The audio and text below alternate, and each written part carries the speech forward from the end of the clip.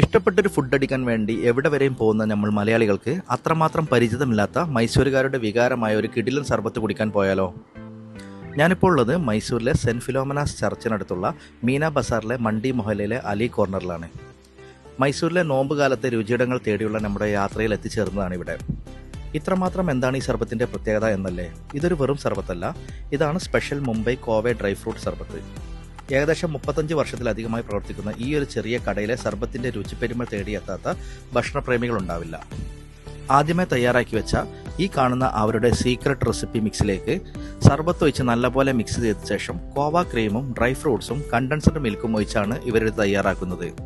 നാട്ടിലെ സർബത്തുമായി യാതൊരു ബന്ധമില്ലെങ്കിലും തീർച്ചയായും മൈസൂരിലെ വിഭവങ്ങളിൽ മസ്റ്റ് ട്രൈ ഐറ്റങ്ങളിൽ ഒന്നാണ് ഈ മുംബൈ കോവ ഡ്രൈ ഫ്രൂട്ട് സ്പെഷ്യൽ സർബത്തും ഈ കടയുടെ ഓപ്പോസിറ്റ് തന്നെയുള്ള മുഗളിയാഡ് കൂൾ ഡ്രിങ്ക്സിലെ സ്പെഷ്യൽ നന്നാറി സർബത്തും. അപ്പോൾ പേരും സ്ഥലവും മറക്കണ്ട, മൈസൂരിലെ അലി കോർണറിലാണ് ഈ സർബത്ത് ഷോപ്പുകൾ.